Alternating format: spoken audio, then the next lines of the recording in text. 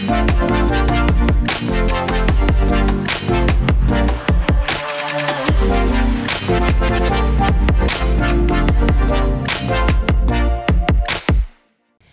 Tigers, and welcome to the TMNtv newscast for Wednesday, September 18th, 2019.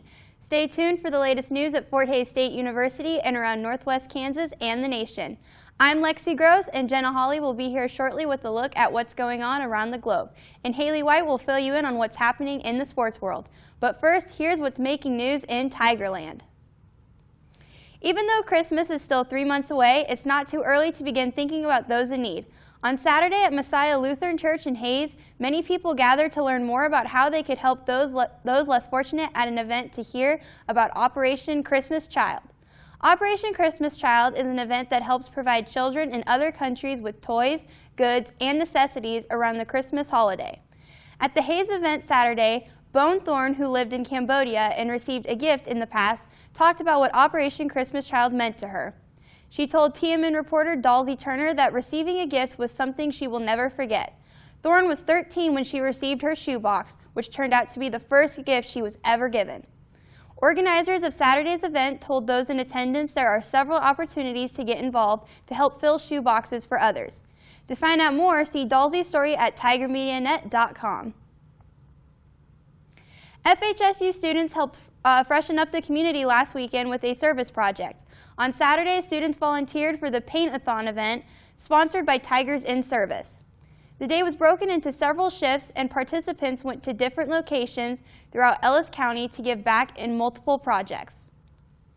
4 properties were completed during the event. For a photo gallery of the events and more, visit TMN reporter Riley Bretton's story on our website. It was an opportunity to relax, have a cold drink, and enjoy the evening with man's best friends. The Humane Society of the High Plains and Defiance Brewing Company hosted Paws and Pints on Saturday night. The event was a way to bring awareness to man's best friend and show how Hays animal lovers cherish their pets. Jessica Freeb, assistant manager of the local Humane Society, told TMN reporter Elizabeth Anderson it was a win-win situation for all who participated. Political science professor Jay Steinmetz hosted a Constitution Day presentation at Forsyth Library recently. TMN reporter Micah Reinke filed this report. On September 17th, the Fort Hays State University American Democracy Project celebrated Constitution Day by hosting a Times Talk presented by Dr. Jay Steinmetz. This euphemism is one of the darker corners of our Constitution, right? All other persons. Of course, who the Constitution is referring to are slaves, a word never used in this document. Steinmetz overviewed the past and current issues regarding our country's Constitution. Free blacks with property qualifications voted in very large numbers in states like Delaware, New Jersey, New York, etc., etc. But once the Jacksonian Revolution comes along, right, and the franchise is opened up to all non-propertied white men, suddenly states go back and start writing in racial lines into their voting qualifications. He discussed the historical relevance of the Constitution and what it meant for slavery. Most observers expected American settlers to pour more quickly into the Southwest than in the Northwest. Several states in 1787 not only openly regarded free blacks as citizens, but also allowed them to vote on equal terms with white men. Most states did not have a racial distinction that only white folks could vote. Only white men who own property, more specifically, could vote. As well as covered insightful topics concerning America today. There indeed probably are historical examples of some kind of conscious awareness of what we might call whiteness, right? But the truth is that whiteness is incredibly new to history in many ways, and in the American experience was forged and constructed out of very specific political battles. Constitution Day recognizes the United States Constitution and those who have become U.S. citizens, as Steinmetz overviewed just that. Reporting with Tiger Media Network, I'm Micah Rink. For a few minutes Friday night, it was a chance for car lovers to step back in time. Engines revved and smiles crossed faces as numerous people participated in the Thunder on the Plains Cruise Night. The evening featured several makes and models of antique and classic automobiles in downtown Hays. The cruise night was the start of the annual car show that kicked off the next day. It was the 4th year for the car event. FHSU students recently had to watch out for flying bananas, water balloons, and more. No, it wasn't a prank of any sort, just a unique event hosted by the University Activities Board on campus. The event resembled the video game version of Mario Kart. TMN reporter Carissa Brown has this report. On Friday, September 6th, FHSU students had the chance to watch a childhood favorite video game come to life with the help of the University Activities Board as live Mario Kart raced around the FHSU campus. The University Activities Board likes to have their students feel welcome on campus, and so we bring events like this to just entertain students and make sure that they have a connection to other students on campus and just have the university just be more fun. After signing a waiver, students were ready to race and join in on the fun. After a student completed 2 laps around the track, banana splits were provided and the chance to win an Amazon Echo. So we had to play a lot of Mario Kart ourselves, just like on the Wii, but we also sat down and just discussed like different power-ups and different things we can use just to make it work out. The game also included different types of power-ups, shells, banana peels, and more. The course also incorporated roadblocks that students had to weave around. UAB members were on the sideline of the track to hit participants with bananas, water balloons, and colored powder. For Tiger Media Network, I'm Carissa Brown. It might have caused a few students to do a double take, but an event last week on campus was aimed at showing others how to climb trees safely. Participants were suited up in a safety gear and given a chance to climb a tree on the quad. TMN videographer Clark Chen captured the unique event on campus.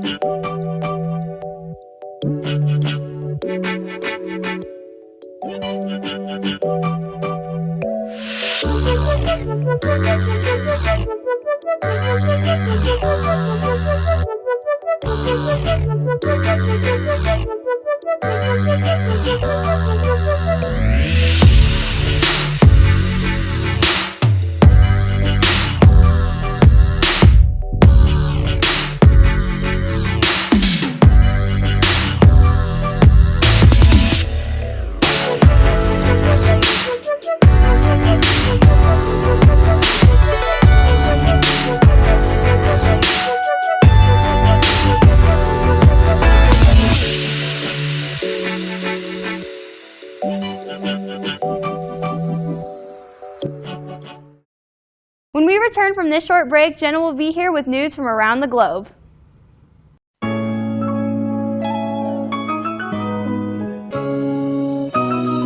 My name is Allie and I'm a senior business major at Fort Hays. I love working for TMN. It has made me a more experienced photographer and really helped me professionally due to all the changing environments and the different opportunities. I've also been able to meet and talk to a lot of people, which has helped bring me out of my shell.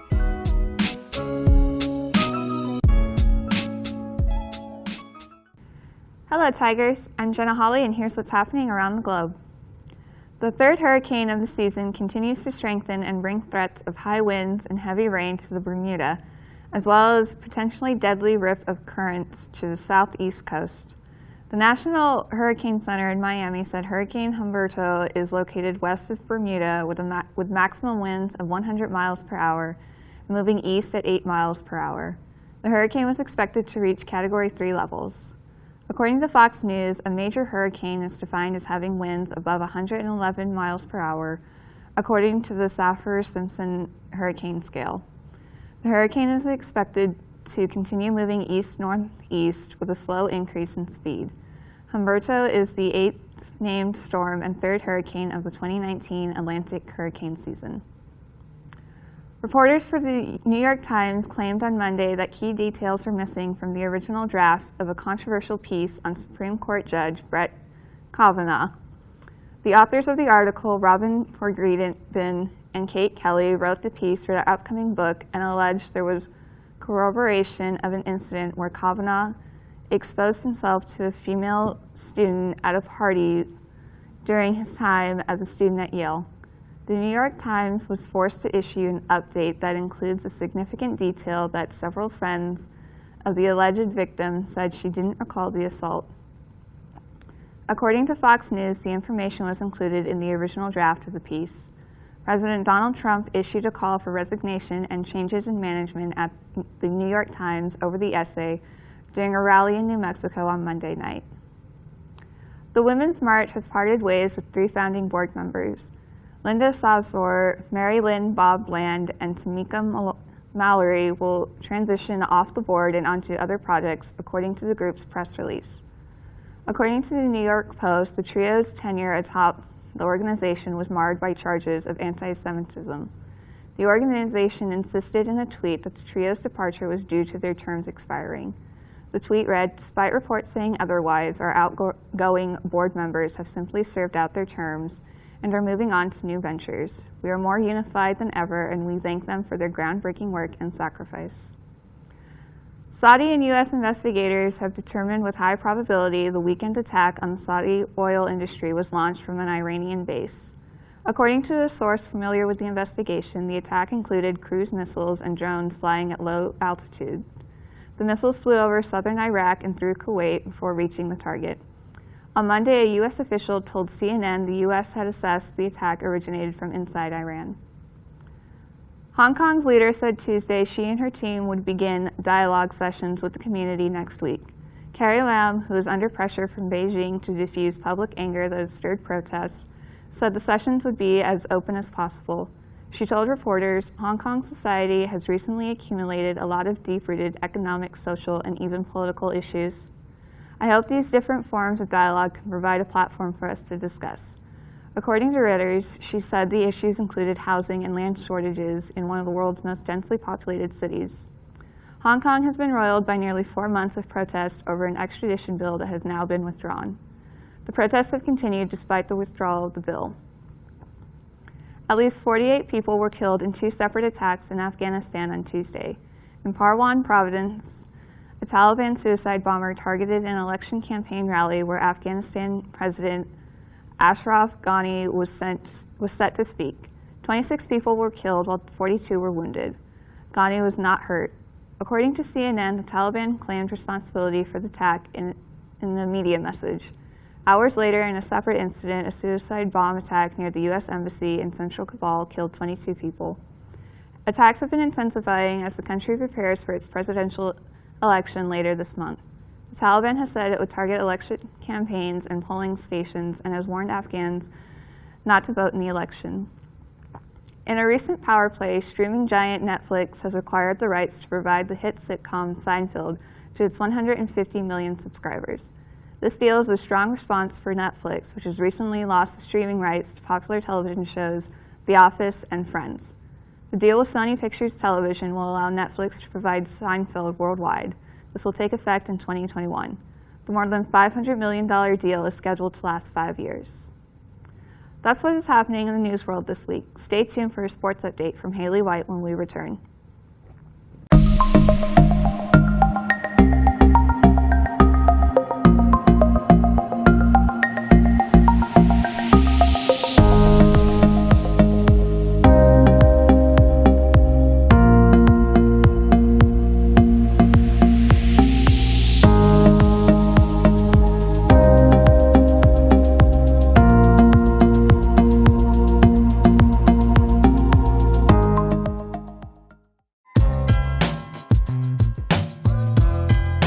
Tiger Media Network is the independent student media organization here at Fort Hays State University. It encompasses audio, video, print, photography, digital news. There's a little bit of everything at TMN. They offer so many different events, opportunities, just so many different things to go out and do and learn so that you can make a more compelling story and just help develop you as a storyteller. I toured this facility and I saw this radio station in the TV studio and I was like, yeah, this is something that I definitely need to be a part of. Here, you know, I was instantly able to make my own content, being able to broadcast my own shows. If you have a passion about sports or about news, it doesn't matter. You can come here and you can work from day one and get that experience that demonstrates your ability to be a professional in the media industry.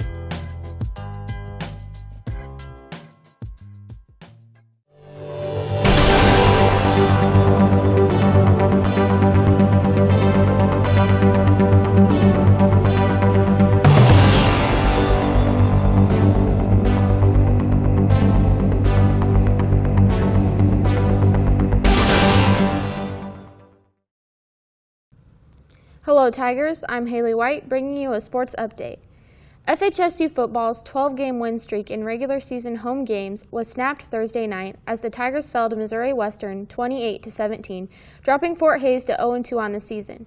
This is the second consecutive year the Tigers lost to the Griffins, as Missouri Western pulled out a 23-13 win in St. Joseph a year ago when the Tigers held the number 5 spot in the AFCA Top 25 poll.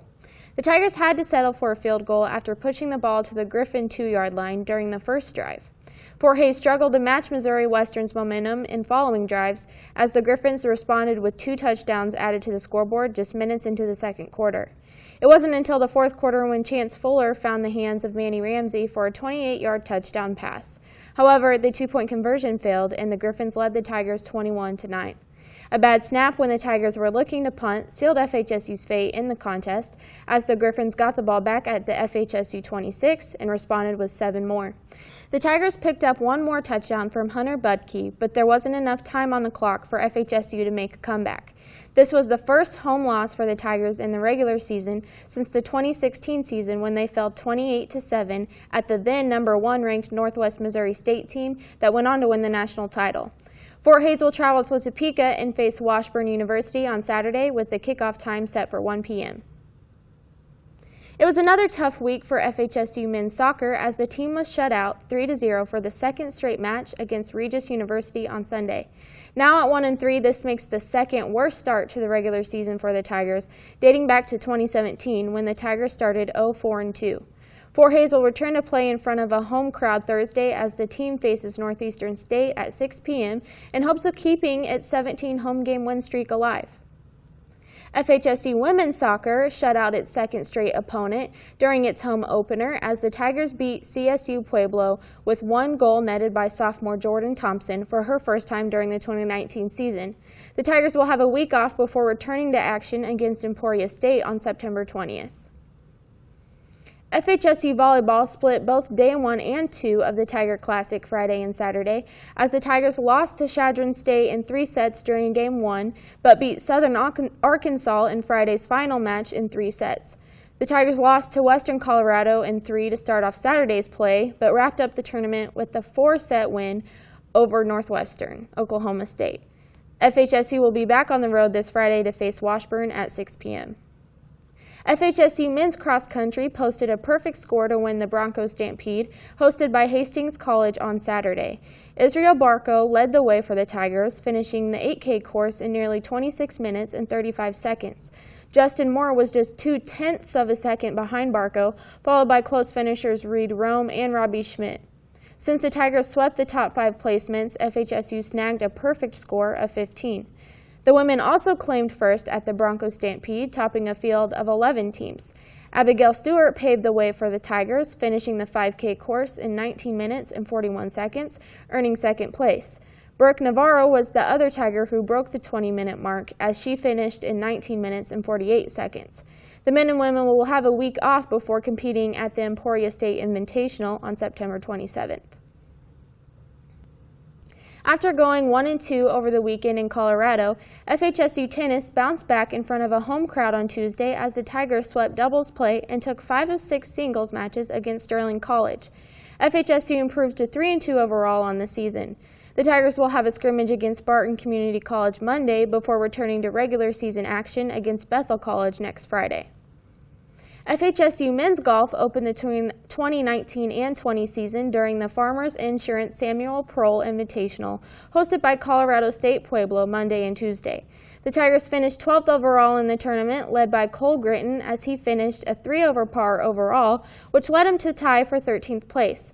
As a team, the Tigers finished 7th after firing 296 in the first round, followed by rounds of 306 and 304. The Tigers will head to Monkey Island, Oklahoma next Monday and Tuesday to compete in the MSSU Fall Invitational. Despite falling into a 10-0 hole early in the contest, the Kansas City Chiefs were able to capitalize on big plays to ultimately run away with a 28-10 win over the Oakland Raiders Sunday afternoon. The win cemented the Chiefs' position at the top of the AFC West standings heading into Week 3 of the NFL regular season. Kansas City quarterback Patrick Mahomes threw for 443 yards and 4 touchdowns without his starting left tackle, Eric Fisher, and top receiver Tyreek Hill, both due to injuries. Demarcus Robinson and Mecole Hardman combined for 233 yards and 3 touchdowns. It seemed as if the Chiefs put away the game by halftime, for Mahomes threw for 278 yards and completed 4 touchdowns during every single drive of the second quarter. With the win, the Chiefs are now alone in first place in the AFC West after the Chargers fell to the Lions earlier last week. The Chiefs will return to Arrowhead Sunday with a 12 p.m. kickoff against the Baltimore Ravens. That concludes this episode. Tune in next week for another episode of TMNtv. To stay up to date on the latest news and information throughout the week, visit tigermedianet.com. Until then, remember, roar Tigers!